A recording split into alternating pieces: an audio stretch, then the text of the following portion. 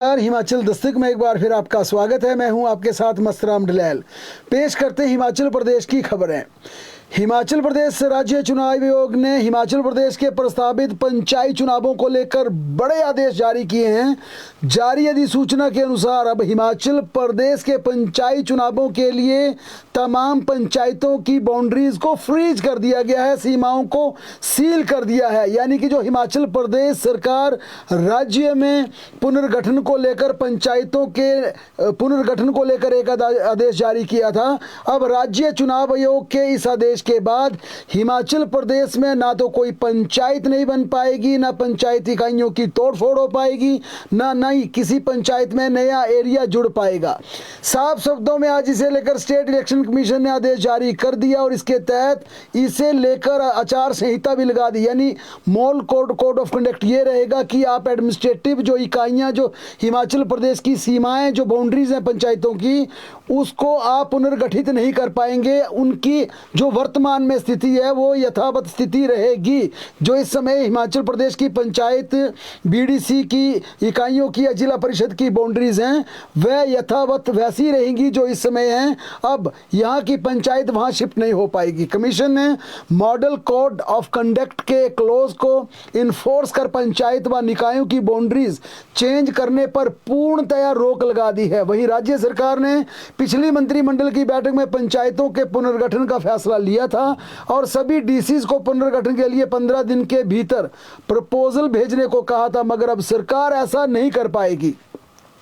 Election commission ने अपने आदेशों में साफ कर दिया कि 3577 पंचायतों, 92 ग्राम पंचायत समितियों बीडीसी में से 90 बीडीसी, 12 में से 11 जिला परिषद और 73 में से 70 नगर निकाय की डिलिमिटेशन पहले ही कर दी गई है।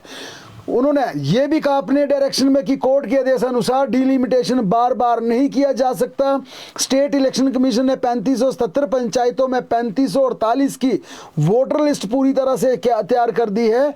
ऐसे में यदि दोबारा डिलिमिटेशन किया गया, यानी जो हिमाचल प्रदेश की सरकार ने पुनर्गठन की पंचायतों की बात कही थी, उस पर इलेक्शन कमीशन ने अपने आदेशों में कहा है कि फिर से डिलिमिटेशन किया गया तो बाढ़ की बाउंड्रीज डिस्टर्ब हो जाएंगी, प्रभावित हो जाएंगी और इससे वोटर लिस्ट भी नए सिरे से बनानी पड़ेगी। यानी पंचायतों का जो काम चल रहा है, पंचायती प्रक्रिया चल रही है, पूरी तरह से वह डिस्टर्ब हो जाएगी। कमीशन ने साफ किया कि सुप्रीम कोर्ट के आदेशानुसार चुनाव 5 साल पूरा होने से पहले करवाना मैंडेटरी है और ये संवैधानिक बाध्यता भी है। इसलिए तय समय पर हिमाचल प्रदेश के चुनावों के लिए दोबारा डिलिमिटेशन नहीं किया जा सकता।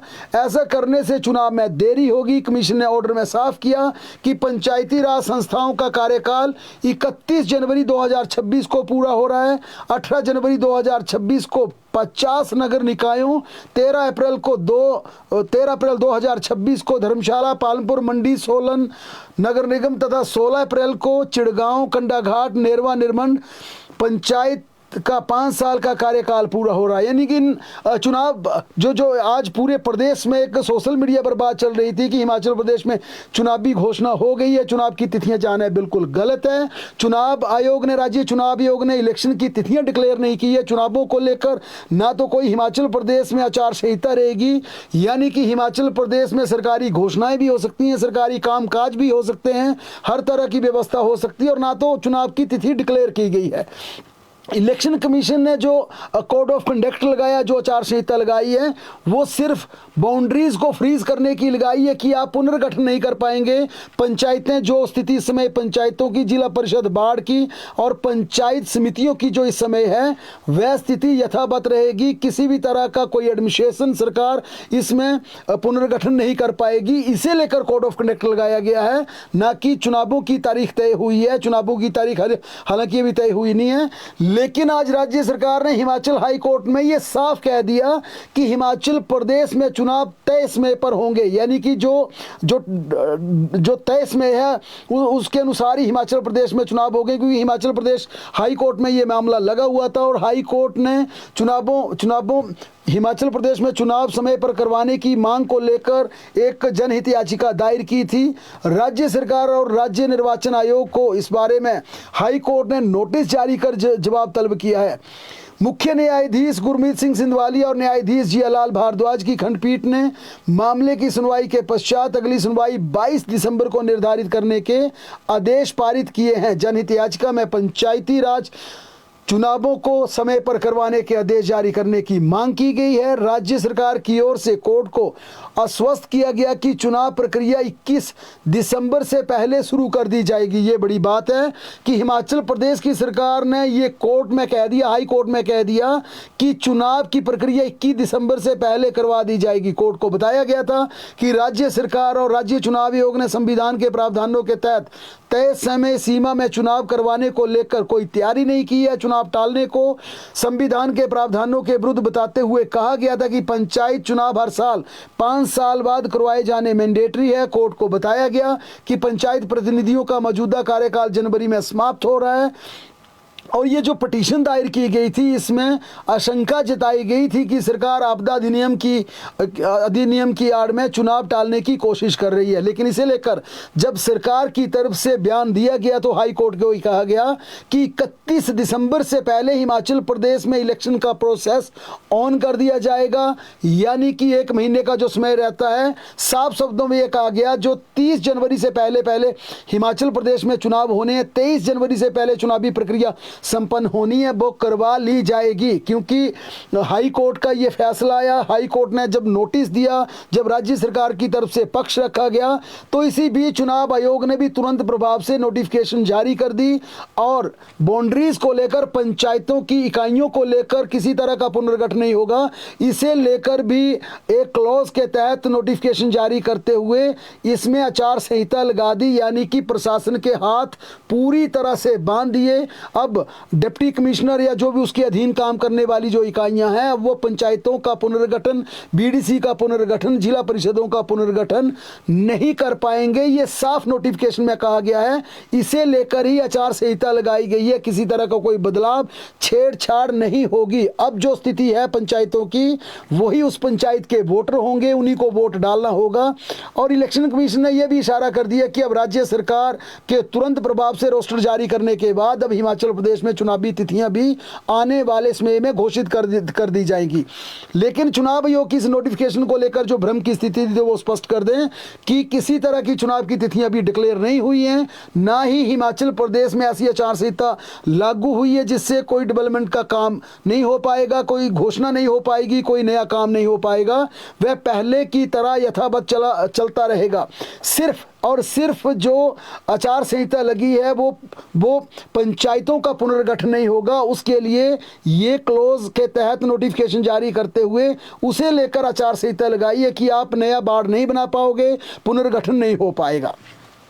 और जो इस पूरी प्रक्रिया के बाद राज्य चुनाव आयोग की नोटिफिकेशन और हाई कोर्ट में जिस प्रकार से आज ये मामला लगा था, इसके बाद इस पूरे मामले को लेकर जब हमने अधिकारियों से जानना चाहा, सरकार का पक्ष लिया, तो ये साफ हो गया कि हिमाचल प्रदेश में हमने 3-4 दिन पहले भी अपने लाइव स्ट्रीम में ये कहा था कि 11 दिसंबर जो कि सरकार के लिए महत्वपूर्ण 3 साल का कार्यक्रम होगा, सरकारी कार्यक्रम इसे घोषित कर दिया गया है। इस 11 दिसंबर के बाद किसी भी इसमें हिमाचल प्रदेश के पंचायत चुनावों को लेकर राज्य सरकार रोस्टर जारी कर सकती है और रोस्टर जारी होने के तुरंत बाद चुनाव आयोग हिमाचल प्रदेश में पंचायत चुनावों को लेकर अधिसूचना जारी कर सकती है, आदर्श आचार चुनाव संहिता लागू कर सकती है, चुनावी तिथियां घोषित कर सकती है। क्योंकि अब ये स्पष्ट हो गया, जिस प्रकार से आज हाई कोर्ट में कहा या जिस प्रकार से राज्य सरकार ने हाई कोर्ट में अपना पक्ष दिया, या जो आज बाउंड्रीज को लेकर बाउंड्रीज को फ्रीज कर दिया है चुनाव आयोग ने, उसे लेकर आज एक आदेश जारी कर दिया। ये साफ ये इंडिकेशन मिलते हैं कि हिमाचल प्रदेश में अब दिसंबर महीने में 11 दिसंबर के बाद किसी भी इसमें रोस्टर जारी होगा और उसके तुरंत बाद राज्य में चुनावों की तिथियां घोषित कर दी जाएंगी और जनवरी महीने में हिमाचल प्रदेश में चुनाव हो जाएगा। और इसे लेकर यह भी इंडिकेशन मिल रही है कि अब जो स्कूल के एग्जाम है, स्कूल शिक्षा बोर्ड चुनाव आयोग से बात कर रहा है कि टेंटेटिव आपकी तिथियां कब रहेंगी। इसे लेकर ये सूचना जरूर अधिकारियों की तरफ से मिली है, हालांकि ऐसी कोई आधिकारिक घोषणा नहीं है, कोई पत्राचार नहीं है, लेकिन जो स्कूल शिक्षा बोर्ड के अधिकारियों ने चुनाव आयोग के अफसरों से बात की है वो जरूर इतना हल्का सा हिंट उन्हें दिया गया है कि हम 25-26 जनवरी से पहले पहले हिमाचल प्रदेश में चुनावी प्रक्रिया संपन्न कर लेंगे, ताकि राज्य में जो स्कूल शिक्षण परीक्षाएं आयोजित करनी है वह मार्च के पहले सप्ताह या फिर फरवरी के अंत में शुरू हो सकें, या माफ़ कीजिए वो जो कि फरवरी के पहले सप्ताह शुरू हो सकती हैं, क्योंकि पिछले 5-6 दिनों से स्कूल शिक्षा बोर्ड और राज्य चुनाव आयोग के बीच ये संवाद चल रहा था कि हिमाचल प्रदेश में टेंटेटिव तिथियां क्या हो सकती हैं। क्योंकि आमतौर पर हमने देखा जब भी राज्य में कोई बड़ा चुनाव होता है तो स्कूल शिक्षा बोर्ड जरूर इतना मैंडेट है उसे, या शिक्षा विभाग को जरूर इतना अधिकार है कि वह अपनी संवाद के जरिए ये इनपुट ले लेता है कि कब चुनाव होगा, ताकि जो स्कूल शिक्षा बोर्ड की कक्षाओं का शेड्यूल जारी करेगा उसके मद्देनजर रखे। क्योंकि हिमाचल प्रदेश में यह तय है कि अधिकतर शिक्षक जो हैं वो चुनावी ड्यूटी देते हैं। राज्य में शिक्षकों की संख्या 70,000 के करीब है और ये माना जाता है कि प्रदेश में more than 80% staff education department का होता है। इस कारण कभी भी हमने ये देखा कि पंचायत चुनाव या फिर विधानसभा चुनाव हो, लोकसभा का चुनाव हो, या बोर्ड की क्लासेस हो, या स्कूल परीक्षाएं हो, आपस में ये टकराव नहीं होता। इस कारण जो हमें शिक्षा बोर्ड के अधिकारियों से इनपुट मिला, एजुकेशन डिपार्टमेंट के अधिकारियों से इनपुट मिला, चुनाव आयोग के अफसरों से इनपुट मिला, उसके अनुसार फरवरी के पहले सप्ताह के बाद ये क्लीन चिट दे दी गई है कि हिमाचल प्रदेश में स्कूल शिक्षाएं आयोजित की जा सकती हैं, क्योंकि चुनावी प्रक्रिया 31 जनवरी से पहले पूरी तरह से संपन्न हो जाएगी। यानी जो वोटिंग होगी वो जनवरी के तीसरे सप्ताह भी जा सकती है, सेकंड वीक भी जा सकती है, लेकिन 30-31 जनवरी के बाद इलेक्शन का प्रोसेस पूरा समाप्त हो जाएगा। उसके बाद ना रिकाउंटिंग हो पाएगी, ना अपील दलील हो पाएगी, ताकि हिमाचल प्रदेश में स्कूल शिक्षा बोर्ड की जो परीक्षाएं होनी है वो फरवरी मार्च में हो सकें। ये जरूर आपस में ऐसी बातचीत दोनों पक्षों की तरफ से हुई है। लेकिन आज के पूरे घटनाक्रम बताएं तो सिर्फ चुनाव आयोग ने सिर्फ इतनी नोटिफिकेशन जारी की है कि आप जो हिमाचल प्रदेश की पंचायती राज संस्थाओं की बाउंड्रीज हैं, चाहे वो बीडीसी की हैं, जिला परिषद की हैं, पंचायत की हैं, बाढ़ की हैं, उनका पुनर्गठन नहीं होगा। जो राज्य सरकार ने आदेश जारी किया था उस पर एक तरह से कहें तो चुनाव आयोग ने सीधी रोक लगा दी है कि आप पुनर्गठन नहीं कर पाएंगे। जो मौजूदा वास्तु स्थिति है पंचायतों की, जिला परिषद बार्डों की, बीडीसी बार्डों की, नगर निकायों की, वो यथावत वैसी ही रहेंगी और वोटर लिस्ट भी वही रहेगी। जो इसमें जिस वार्ड में वोट बना है वही वार्ड मेंबर उसी वार्ड में वोट देगा, वही वोटर उस पंचायत में वोट देगा जहां पर इसमें उसका नाम रजिस्टर्ड है। ये साफ है। और दूसरा, हाई कोर्ट में जो सरकार ने कहा उसमें भी स्पष्ट कर दिया है कि हिमाचल प्रदेश में तय समय पर चुनाव कर लिए जाएंगे। अब देखना ये कि राज्य सरकार अगले महीने कब रोस्टर जारी करती है, क्योंकि रोस्टर को लेकर ये जरूर था कि 2010 यानी 15 साल पुराना रोस्टर राज्य सरकार हिमाचल प्रदेश पंचायती संस्थाओं में इंप्लीमेंट कर सकती है। यानी 2010 में जिस पंचायत का जो रिजर्वेशन था वही यथावत रहेगा। लेकिन ये देखने वाली बात जो बड़ा वहां पर बदलाव देखने को मिल रहा वो ये होगा कि 2010 में जब वो चुनाव हुआ था उस पंचायत की जो बाउंड्रीज थी, उसकी जो सीमाएं थी वो क्या थी, क्या उसमें नया एरिया मर्ज हुआ, नया इलाका उसमें मिला है, या कोई इलाका वहां से डिलीट होकर दूसरी पंचायतों में गया है। अगर वहां आबादी में कुछ बदलाव हुआ तो उन पंचायतों में हल्का फुल्का फेरबदल हो सकता है, वरना यह भी स्पष्ट हो गया कि जो हिमाचल प्रदेश में रोस्टर जारी होगा, अगर किन्हीं पंचायतों का पुनर्गठन ना हुआ हो, किन्हीं पंचायतों की बाउंड्रीज दाएं बाएं ना शिफ्ट हुई हो, तो 2010 में जो पंचायत की स्थिति थी वही आरक्षण की स्थिति इस बार रहेगी। 2010 में जहां महिला के लिए वार्ड आरक्षित था वहां महिला के लिए रहेगा, जो ओपन था वो ओपन रहेगा। लेकिन अगर उस पंचायत का पुनर्गठन हुआ है 2010 के बाद तो जरूर वहां पर आंशिक बदलाव हो सकता है। और इसे लेकर पंचायती राज मंत्री ने भी कुछ दिन पहले बयान दिया था कि 2010 यानी जो सर्कल है 15 साल के बाद जो रोस्टर रोटेट होता है वो लागू होगा। लेकिन सरकार ने इस पर पुनर्विचार करने का मन बनाया है और उसके पीछे वजह यही थी कि पुनर्गठन के बाद अगर कहीं पर आंकड़ा बदला है, महिलाओं की संख्या मसलन 2010 में किसी पंचायत में महिलाओं की आबादी ज्यादा थी, अब वहां पर बदलाव होने के बाद वहां पर महिला एससीज की आबादी ज्यादा होगी है, जनरल की पॉपुलेशन ज्यादा होगी है, फिर वो रोस्टर में आंशिक बदलाव हो सकता है। लेकिन ये स्पष्ट है कि हिमाचल प्रदेश में जो पंचायत चुनाव होंगे 23 मई पर होंगे, ये राज्य सरकार ने भी कोर्ट में कह दिया। आज इलेक्शन कमीशन ने जिस प्रकार से पुनर्गठन को लेकर आचार संहिता लगा दी, उससे भी स्पष्ट हो गया। लेकिन फिर एक बार बता दें, हिमाचल प्रदेश में ना तो चुनावों की तिथियां भी घोषित हुई हैं और ना ही नए कामकाज को लेकर, सरकारी घोषणाओं को लेकर कोई आचार संहिता इंपोज्ड हुई है। ये सिर्फ जो आचार संहिता है वो सिर्फ पुनर्गठन को लेकर, यानी आप एडमिनिस्ट्रेटिव जो वहाँ की प्रशासनिक इकाइयाँ, जो बाउंड्रीज हैं पंचायतों की, बीडीसी की, जिला परिषद की, उसका पुनर्गठन नहीं कर पाएंगे, इसे लेकर आचार संहिता जारी की गई है। हिमाचल प्रदेश शिक्षा विभाग में क्लास 4 कर्मचारियों की रिटायरमेंट के बाद जो उनकी पुनर्नियुक्ति दी गई है, उन्हें दोबारा नौकरी दी गई है, उन्हें सेवा विस्तार दिया गया है, उन्हें रीएंगेज किया गया है, इन तमाम नियुक्तियों को, क्लास 4 की नियुक्तियों को निरस्त कर दिया गया है, विड्रॉ नोटिफिकेशन को कर लिया गया है।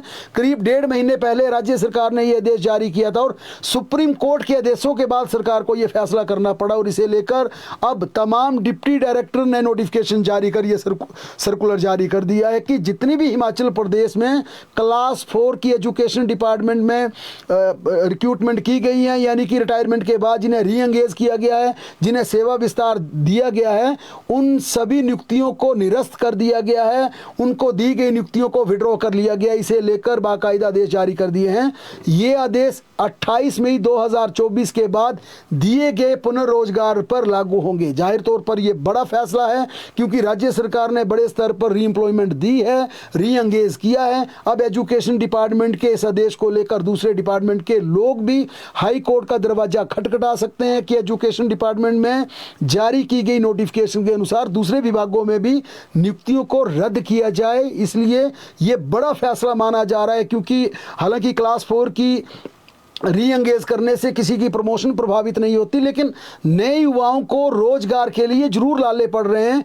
यही वजह है कि यूथ, हिमाचल प्रदेश का यूथ रोजगार के लिए ताक लगाए बैठा है कि रिक्तियां होंगी, अगर कोई पोस्ट विकेंट होगी तो उसके अगेंस्ट गवर्नमेंट उन्हें रोजगार प्रदान करेगी। लेकिन रीएंगेज करने के बाद जिस प्रकार से यहाँ पर एक दिक्कत आई है, एक बाउंड्री लग गई है, एक बाड़ लग गया है, युवाओं को रोजगार नहीं मिल रहा है। स्वाभाविक तौर पर आज जो ये बड़ा फैसला हुआ है जिसे लेकर डिप्टी डायरेक्टर मंडी या तमाम जिलों के डिप्टी डायरेक्टर ने सर्कुलर जारी कर दिया है और कहा है कि तुरंत प्रभाव से एजुकेशन डिपार्टमेंट में, चाहे वो कॉलेज में है, चाहे वो लैब में दिया गया है, चाहे वो लाइब्रेरी में दिया गया है, चाहे वो स्कूलों में दिया गया है, जितने भी क्लास 4 शिक्षण संस्थानों में रखे गए हैं, रीएंगेज किया गया है क्लास 4 कर्मचारियों को रिटायरमेंट के बाद, उनकी नियुक्ति तत्काल तुरंत प्रभाव से रद्द कर दी जाएगी। इसे लेकर नोटिफिकेशन जारी कर दी है।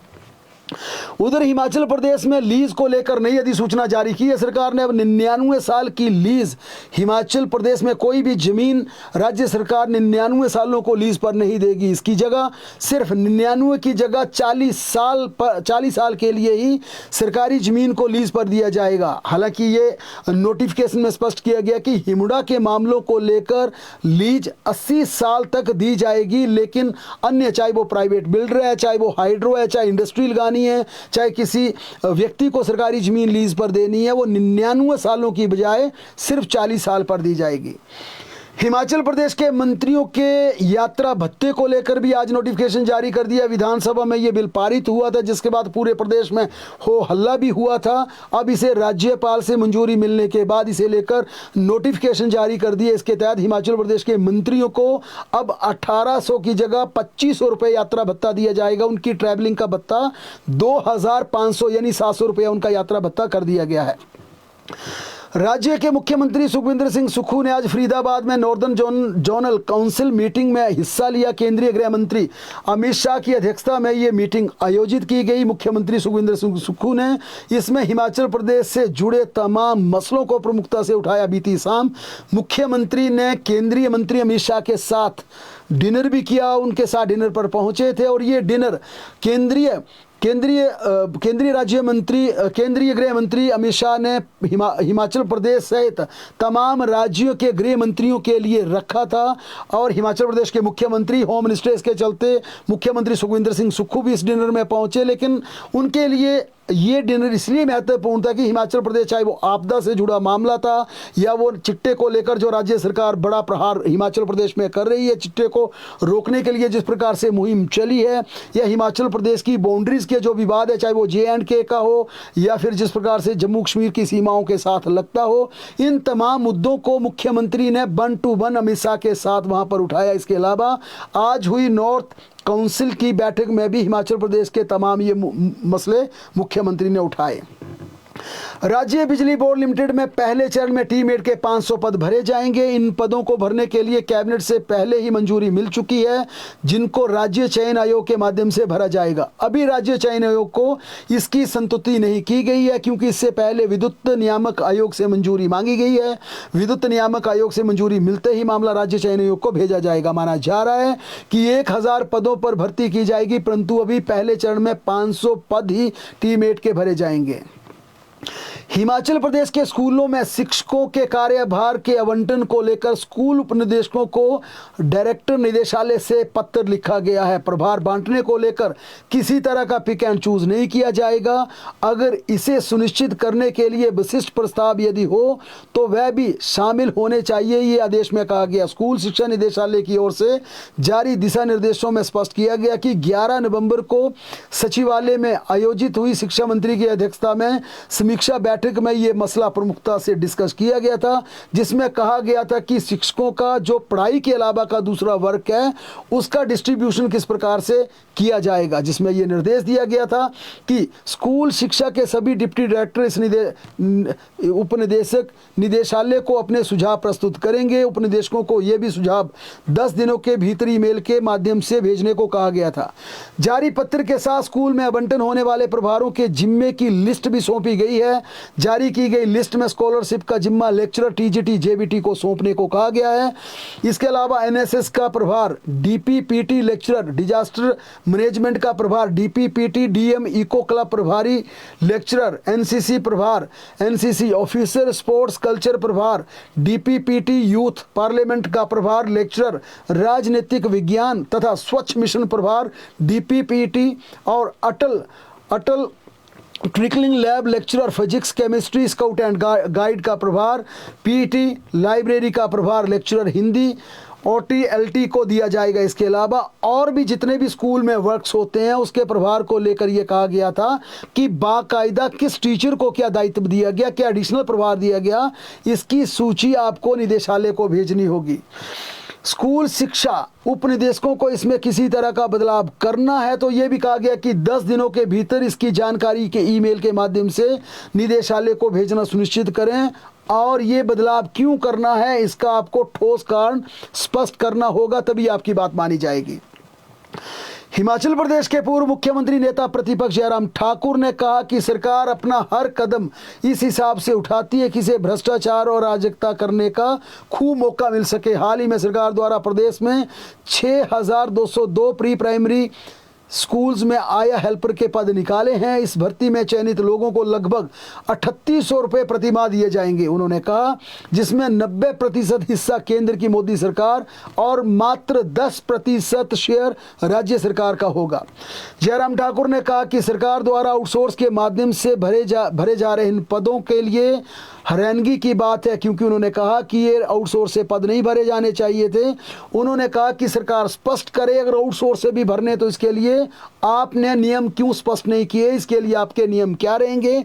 उन्होंने कहा कि इस मुद्दे को लेकर विपक्ष पूरी तरह से गंभीर है और सरकार की एक एक नियुक्ति पर नजर गड़ाए बैठा है। सिरमौर जिले के पांवटा साहिब के देवी नगर में 50 साल की महिला माला देवी की हत्या का मामला सामने आया। मूल रूप से उत्तर प्रदेश की रहने वाली माला देवी नगर में किराएदार के रूप में रह रही थी। प्राथमिक जांच में सामने आया कि 51 वर्षीय आरोपी शशिपाल हरियाणा का रहने वाला, जो कि पिछले 15 वर्षों से महिला के साथ लिव इन रिलेशनशिप में रह रहा था। बीती रात दोनों के बीच किसी बात को लेकर विवाद हुआ और व्यक्ति ने महिला की हत्या कर दी। उधर मंडी जिला के सैन में एक पति ने अपनी ही पत्नी पर तेजाब फेंककर उसे जान से मारने की कोशिश की। बीती 15 नवंबर को शाम के समय आरोपी नंदलाल ने पत्नी पर तेजाब फेंककर उसे गंभीर रूप से जख्मी कर दिया, जिससे 41 साल की पत्नी ममता 50% से ज़्यादा झुलस गई और उसकी हालत अभी भी नाजुक बनी हुई है। आरोपी पति को पुलिस ने गिरफ्तार कर लिया और पत्नी को पीजीआई रेफर कर दिया है।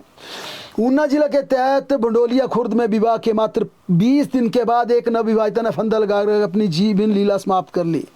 जान गंवाने वाली का मायका पोलियां बीत हरोली में है। पीड़िता के पिता भीष्म सिंह ने दामाद और उसकी बहन पर दहेज उत्पीड़न का आरोप लगाते हुए पुलिस में शिकायत दर्ज कर दी है। ऊना जिला के ही गांव नंगड़ा में पंचायत प्रधान व उसके बेटे ने आरोप लगाया कि उन्हें घर में घुसकर मारा गया। पुलिस को दी शिकायत में पंचायत प्रधान रणविजय ने कहा कि वह अपने घर अपने परिवार सहित बैठा हुआ था तो उसके गांव के हरजोत सिंह व जविंदर कौर स्कूटी पर आए और हरजोत ने किसी नुकीली चीज के साथ बाप बेटे पर जोरदार प्रहार कर दिया। ऊना जिला के कलरुही में दो बाइकों की आपस में टक्कर हो गई जिससे 4 युवकों की दुखद मौत हो गई। हादसे में एक युवक गंभीर रूप से घायल हुआ। हादसा उस वक्त हुआ जब बाइक पर सवार माता श्री चिंतपूर्णी महोत्सव से लौट रहे आसिफ खान, उसका भाई इमरान और रोहन तथा माता बगलामुखी मंदिर से माथा टेक कर चंडीगढ़ लौट रहे अमित और निखिल गंभीर रूप से घायल हो गए। घायलों को तुरंत सिविल अस्पताल अंबे लाया जाया जहाँ डॉक्टरों ने आसिफ खान और निखिल को मृत घोषित कर दिया। हादसे के अन्य घायलों को प्राथमिक उपचार के बाद गंभीर चोटों के चलते क्षेत्रीय अस्पताल ऊना व पीजीआई चंडीगढ़ रेफर किया गया जहां इमरान और रोहन दोनों ने दम तोड़ दिया। बिलासपुर जिला के गांव ढलो में बीती शाम आग सेंकते समय स्थानीय युवक संजय कुमार की मौत हो गई जबकि एक अन्य व्यक्ति जयसिंह गंभीर रूप से घायल हो गया। बताया जा रहा है कि किसी ज्वलनशील पदार्थ के कारण आग भड़क उठी जिस कारण दोनों आग की चपेट में आ गए जिससे एक की मौत हो गई, दूसरा गंभीर रूप से घायल हो गया। मौसम की बात करें तो हिमाचल प्रदेश में सूखी ठंड का प्रकोप और ज़्यादा बढ़ेगा। हालांकि पहाड़ों पर न्यूनतम तापमान में बढ़ोतरी आई है मगर अभी भी प्रदेश में रात का तापमान सामान्य से कम दर्ज किया जा रहा है जिससे लोगों को अभी भी कड़ाके की ठंड का सामना करना पड़ रहा है। मौसम विज्ञान केंद्र की माने तो प्रदेश में 24 नवंबर तक मौसम साफ बना रहेगा लेकिन इस दौरान तापमान में उतार चढ़ाव का क्रम जारी रहेगा और साथ ही सुबह शाम प्रचंड शीतलहर के साथ हड्डियां कंपा देने वाली सर्द हवाएं भी चलेंगी। बहरहाल प्रदेश की तमाम बड़ी खबरों के लिए लगातार जुड़े रहें हमारे साथ, देखते और पढ़ते रहें हिमाचल दस्तक।